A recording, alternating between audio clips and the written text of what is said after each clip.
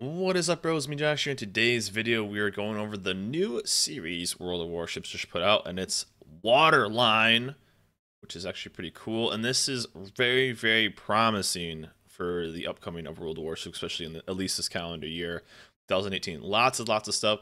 Octavian and Phil are coming in and giving us a whole bunch of information on what is coming towards World of Warships and the additions and what they've done. And I think this is a fantastic idea because it's making them very transparent on what's going to happen, which I think World of Warships has done very poorly in the past. I think they've tried their best, but I think overall delivery hasn't been that good. But this is actually a really, really good step to getting an idea, a schedule, a plan, what their idea is to get going in World of Warships and what we can expect, and honestly what kind of failures they've had and how they're going to work around and trying to do it. So with more information, the developer diaries, I'll put a link down below. You can check out both these videos. I recommend going over both these videos, and the first one's about 12 minutes. 12 minutes and 15 minutes.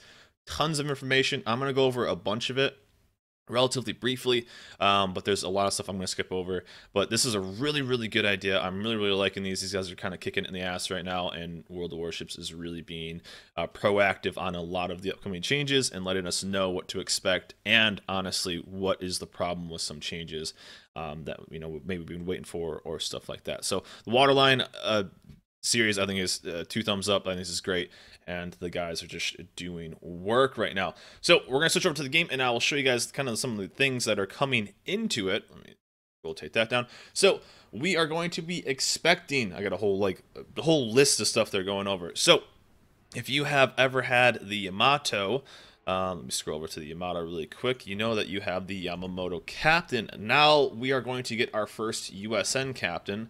If I can actually find Yamamoto right here. But there's actually been a couple captains like this. We also have John Doe and stuff like that.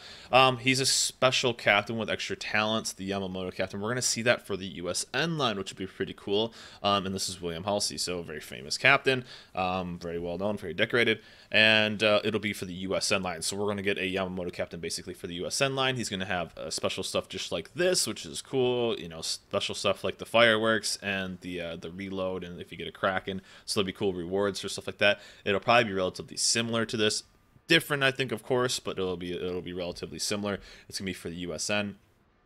This will be done with a permanent campaign and a permanent collection. So once they release it, it's not like a time gate thing.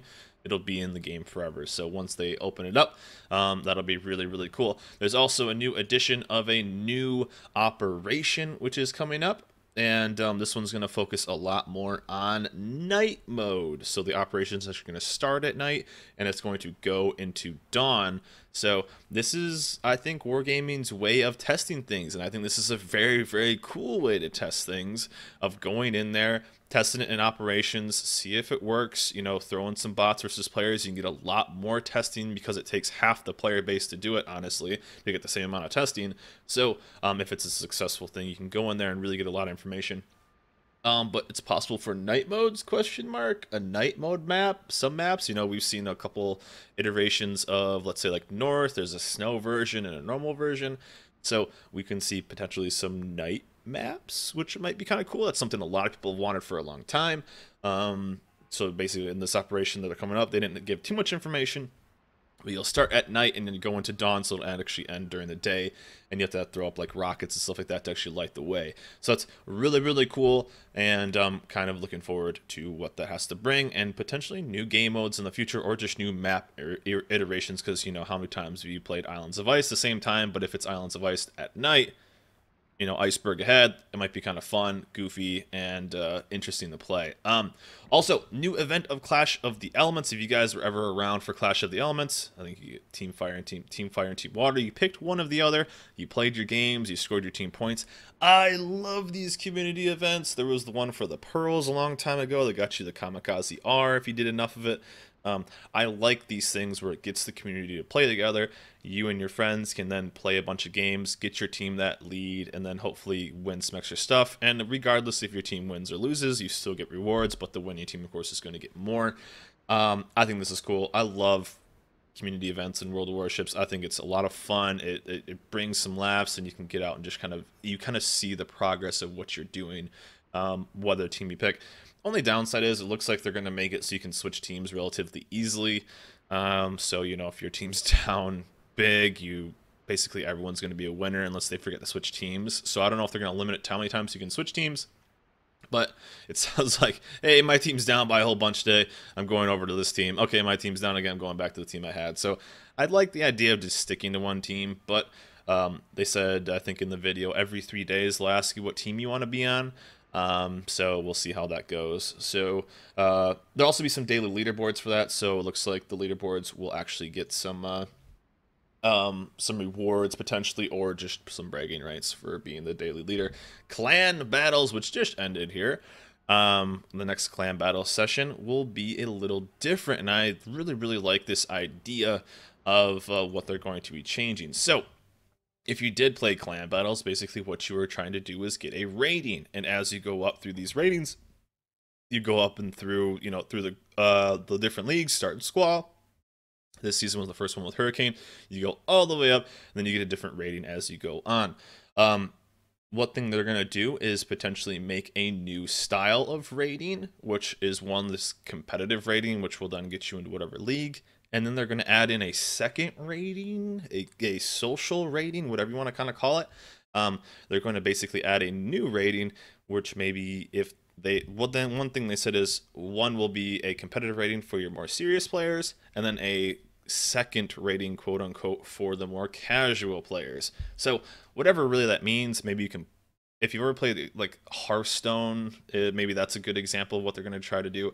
Is just like if you want to play ladder, which is the harder version, or the kind of the, I guess, the serious competitive version, or if you just want to play like social or whatever, you can then queue in for the second rating.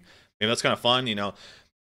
One thing that's kind of the downside of clan battles and what this is you always have to play so serious, especially when you get up to these Hurricane games, because if you win against teams, you get like 10 points, and if you lose 30. So getting out there, getting into the Hurricane, and once, you know, of course, you get there, and you just want to kind of just have some fun and play and get some people that maybe aren't quite to the level of, you know, Hurricane. I don't want to sound like an elitist or anything like that, but if you just want to get in there, just mess around, try some different setups, send out 7 Kabaroffs or whatever, you want to go just have some fun, you can't really do that if you really want to try to stick in Hurricane, because you have to just stick to the meta, or else you're just going to lose all your points. I mean, we kind of chilled at the end of the season. We're into the best of 5 at the end of the season. We're still in Hurricane, but really, if you mess around too much in the top, you just get smashed because of how the MMR works. So maybe this is going to be cool. It's going to make, I think, clan battles a lot more chill. You know, maybe, hey, let's just hang out today. Let's play some fun matches. What do you guys think of this? Now, I don't know if it will be an actual rating of, okay, you're going to go against, you know, everybody goes into a rating, and then you only play against competitive, or you only play against this, or your whatever rating doesn't compete. You know, let's say you stick in the same matchmaking, and you only go against people in other competitive, or competitive can go against the social. So we'll see. They didn't really go into details about how that. One thing I could see being a problem is if it's just a single overall matchmaker. There is the potential of a high tier clan maybe taking out a, you know, I don't want to be a tinfoil hat, but there is a potential for it to be abused. I'm not sure how they're going to do it, but it sounds like a cool idea of just having 2 different ratings. I have a feeling, though, if it's constantly competitive, maybe that's the only way to get your wins in Typhoon, so people are going to have to play that.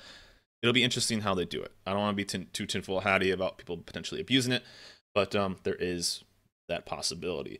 There's also going to be global matchmaking, so people from all the realms, they're saying, all the servers can play against each other. I could see a major problem with latency being there. Especially with, you know, desyncing on torps and stuff like that, but that might be kind of cool. One of the upsides of that is adding more prime time, as they talked about, which I think if you're playing clan battles and there's games, it should be like ranked battles. People can't make those 4-hour. I know on North America, it's really tough for the West Coast, because it's the kind of East Coast times. I mean, people are just getting home from work, eating dinner. If they have a family, they can't really make those open hours. Yes, they did extend it an hour this season from 3 hours to 4 hours, which was nice, but still, people can't make those times. It's tough. It's quote unquote prime time. So with this global matchmaking, I don't know about the global matchmaking, but the more prime times I'm excited for, because we can get more people to play. Honestly, if there's games playing, you should just be able to play clan battles.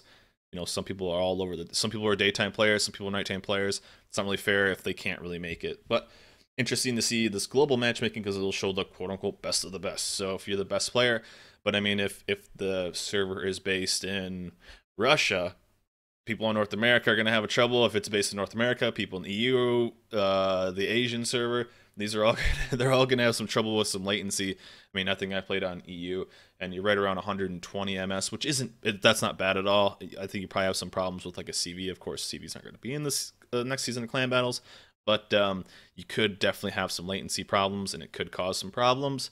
But I mean, if it's in Russia, I don't even know. I'll be at 200 plus, and that's gonna you really start seeing some latency in World of Warships around that 130, 140 ms. That's really where you start seeing the latency problems. But an interesting idea. Again, we'll see how they do it. And with the 2 clan rating, that'll be really interesting. What they are going to do is they're going to switch it up to 8 versus 8 this coming season, which is kind of interesting. And open up 2 battleship slots that come in. So you might see a double Yamato, you might see a double Conqueror, you might see, you know, a mix of Yamato, Montana, whatever you're going to see, right? So opening up to 8 versus 8, 2 battleship maximum instead of the 1 7v7. So that's kind of nice. We'll change it up. It's going to change the meta definitely a lot more. And we'll see how these maps, you're going to have to learn the maps again because they're going to be played completely different.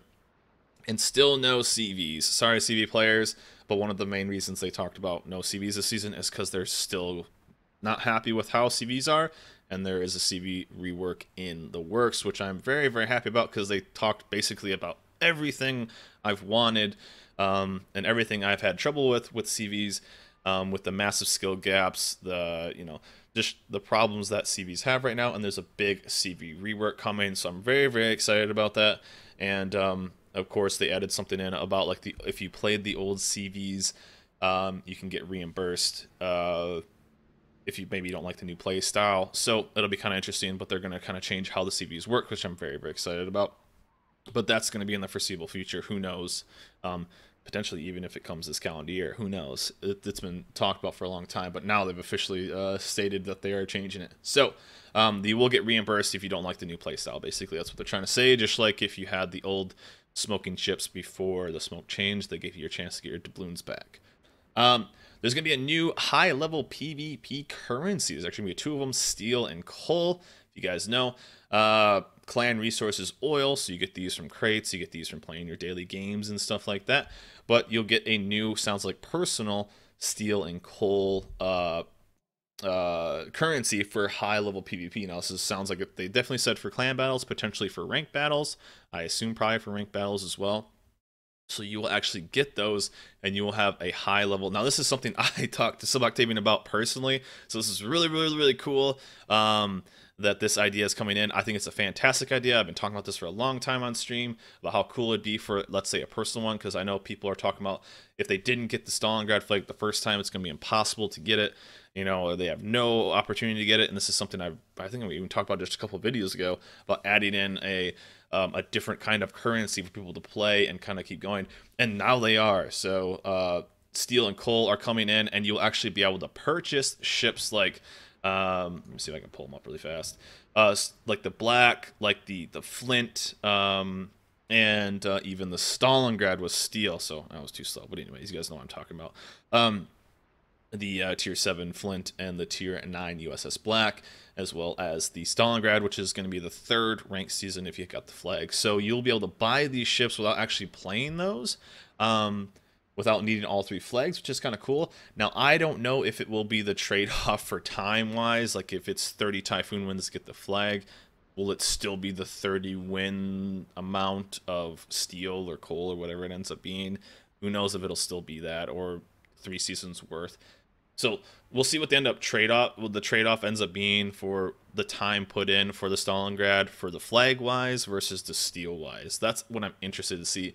If it's like super easy to get with this currency, that's gonna be kind of a bummer, because people have worked for like over a year now. Once the 3rd season will finish, over a year to get this ship, and now if people can get it in 1 season, that might be kind of a bummer. But still, I mean, even with ranked season, 3 seasons for the Flint, 5 seasons for the USS Black, if people are able to get it in like 1 season or whatever, that's going to be kind of a bummer. But you know, it's kind of cool to see this new store. This is something that I have even talked about with the devs. So really cool idea. Upgrading your cargo ship. So if you guys have ever played and gotten your cargoes, I assume, hopefully you have, you are going to be able to upgrade this ship with your high level currency as well. All kinds of upgrades. It sounds like you'll even be able to unlock a 4th container. So I've always thought that'd be an awesome idea. That why limit you to 3? If you continue to play more and more and more, you should have a higher or be able to get more crates. You shouldn't be limited to 3. I feel like you should be limited to how much you want to play this game, but of course have it kind of go up exponentially. So you're gonna be able to upgrade this. So this is really cool, and get some extra crates and get some extra rewards from this. So that's another really cool idea. The IJN gunboat line. So if you've ever played the Akazuki, let's go to that really fast. This line is going to get continued up.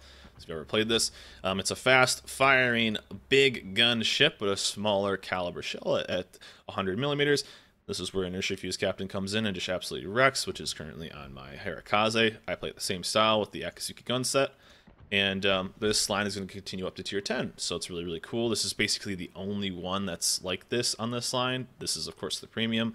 So this style of play going all the way up to tier 10, I know some have been teased already by some of the other CCs. So it's really cool. It looks like the tier 10 is going to be an absolute beast with an extra gun on this. So it's going to be absolutely gnarly. I'm expecting the concealment to be a little bit higher. This is not a captain on it. But with how many guns they're going to have, it's going to be an absolute monster at tier 10. But of course, it turns slow. It has some problems.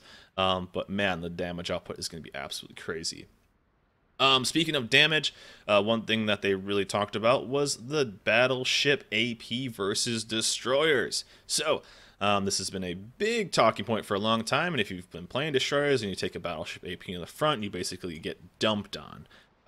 This is one thing that they have been trying to fix for the DDs to potentially not get punished as much, but they even said in the video, which I think is very honorable, as they tried it and it didn't work, so they're still working on it. So the idea is there. I honestly don't really see the big problem with Battleship AP versus Destroyer.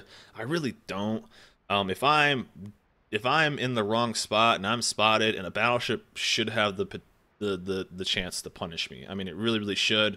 I mean, as a battleship player, when I'm playing battleships, I should be able to punish destroyers. And if I'm playing a destroyer and I'm spotted and playing this incorrectly, and he hits a good shot, he deserves to punish me. So they're working on it. Apparently the first version didn't work of what they wanted to try to do, because it ended up punishing the cruisers too much when they kind of focused on this. So they kind of had to restart with that. So they're still working on that. So at this point, the AP against destroyers is going to stay the same, but there is going to be a change in the future once they potentially get something that works out.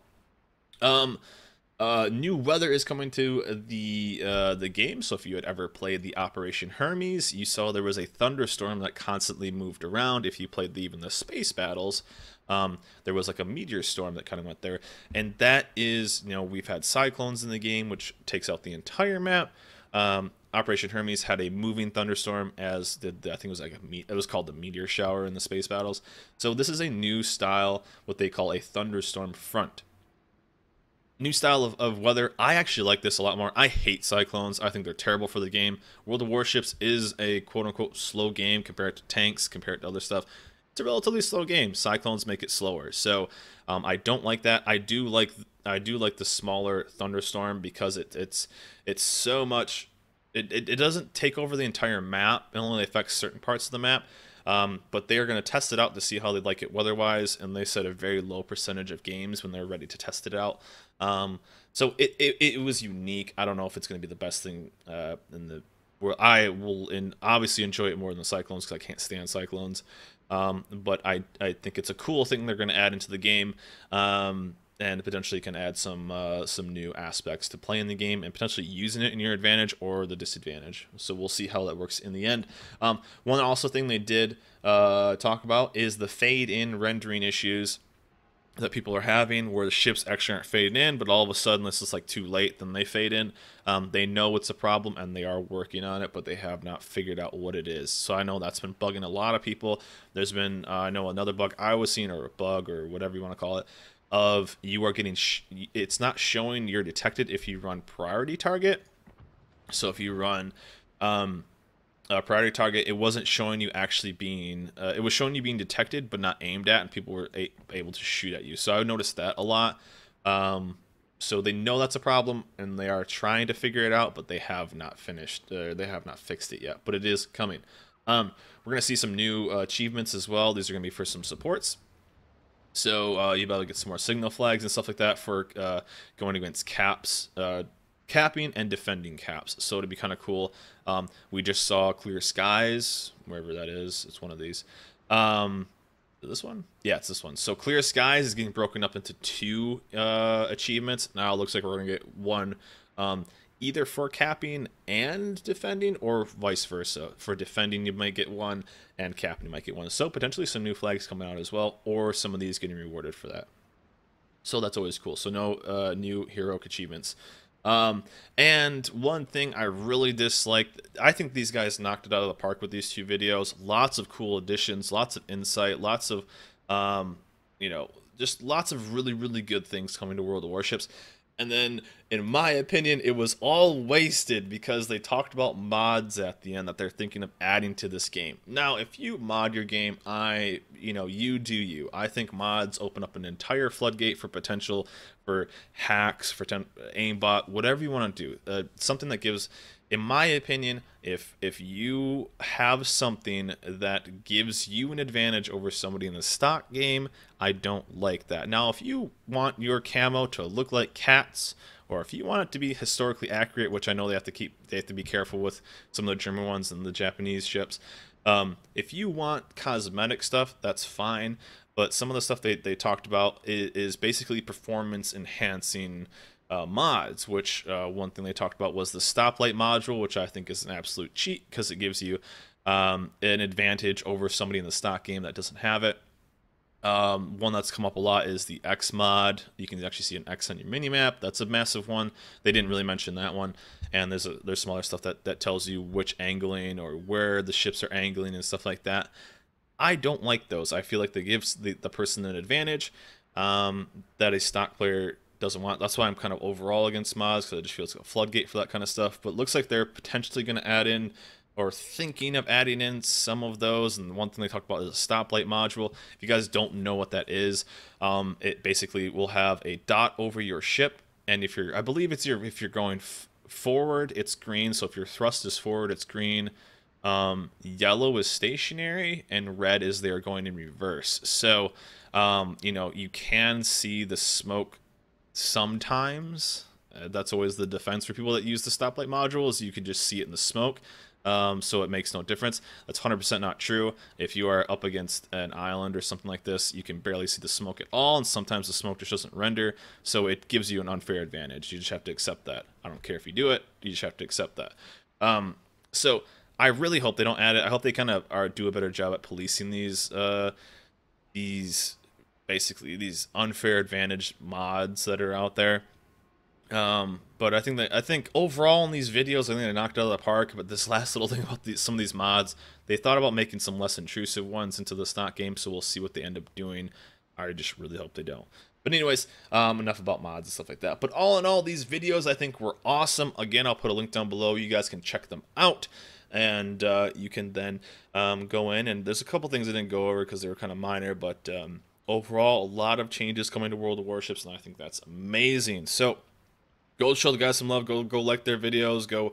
World of Warships is, I think, really doing a good job this coming year already with some of the changes, and just letting us know what they have for their schedule. But anyways, guys, that's going to be it from me. I hope you guys enjoyed this video. Quick little overview of what is going on with the Waterline series and all of the upcoming changes in World of Warships.